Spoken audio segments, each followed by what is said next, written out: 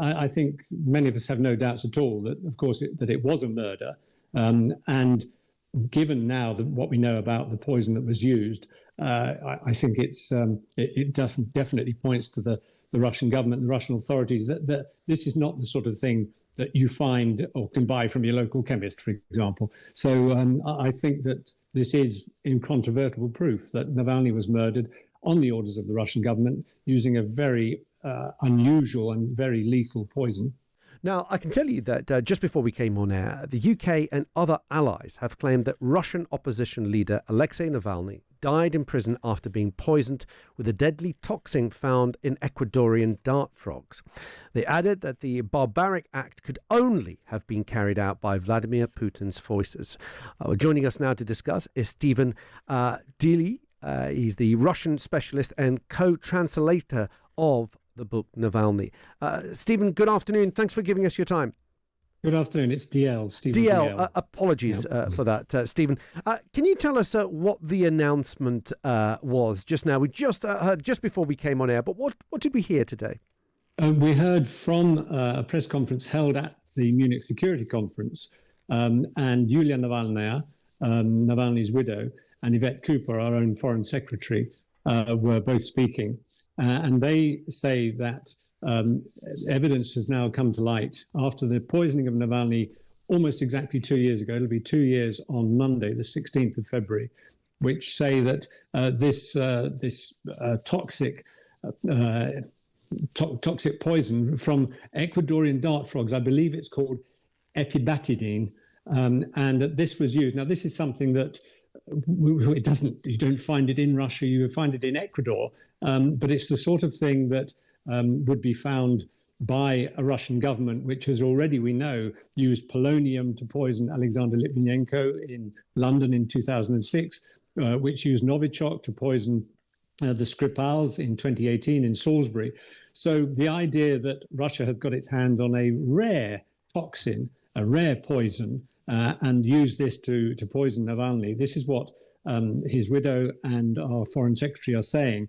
And it is entirely believable. The timing, of course, is, I think they would have found this out a while ago, but they've chosen to use the Munich Security Conference as a platform because that was in progress when it was announced that Navalny had died. And one of the curious things about when he died, Russians are very sensitive over death in the sense that a family should have the body to bury 3 days after a death. And the Russian authorities held on to it for 2 weeks until finally they succumbed to amount of pressure and allowed his family, his parents, who were still in Russia. Yulia Navalny, his widow, of course, was abroad. She would be arrested if she went to Russia. But they gave the body back, and then it took a while for the funeral to take place. Obviously, they were hoping that any traces of this poison would disappear from the body in that time, but it didn't. And I was going to ask you, Stephen, what evidence have they been able to collect? As you said, there was that delay in handing the body back. And the phrase that this act could only have been carried out by Vladimir Putin's forces, does this betray that actually they've come to their conclusion by process of elimination, or do they have hard data for why they've come to this conclusion?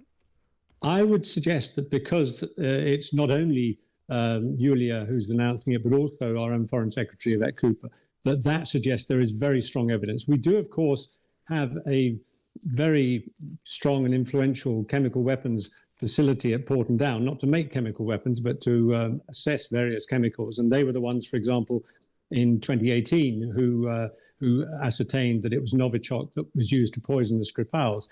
And apparently, after the body was given over to the family, they did take samples, and samples were taken out of Russia and sent to Porton Down. And Porton Down apparently has played a major role in establishing what the poison was. So I think that although, of course, we suspected all along, and many of us were saying that Navalny was murdered and didn't just die from the cold up in the Arctic Circle where he was being held in prison. I don't think they're just using this to prove a point. I think that this really does. The fact they've taken so long, it's taken 2 years since his death for them to make this announcement, and to come up with something like, the poison from an Ecuadorian tree, a dart frog, that it's not something they would just pick out of the air. It's something that Porton Down has said, this is what it is. And I think that this does really point to the fact that, as many of us suspected, that the Russian government and indeed Putin himself was behind this. If I can add one other point, there was a very significant event took place later in 2024 when Russia and America had a major prisoner exchange on the 1st of August of that year. Now, quite clearly, conversations have been going on behind the scenes for a long time between Russia and America. And also, clearly, Russia had the number one prisoner who they wanted out of Russia was Alexei Navalny. Now, with Navalny being dead, of course, the prisoner swap went ahead, but the Russians could turn around and say, oh, well, he's dead. I think many of us have no doubts at all that, of course, that it was a murder. And given now what we know about the poison that was used, I think it definitely points to the Russian government, the Russian authorities, that this is not the sort of thing that you find or can buy from your local chemist, for example. So I think that this is incontrovertible proof that Navalny was murdered on the orders of the Russian government using a very unusual and very lethal poison. Stephen, just finally, how will this news be received within Russia? What is the state of Navalny's legacy within Russia? Well, that's a very fair question.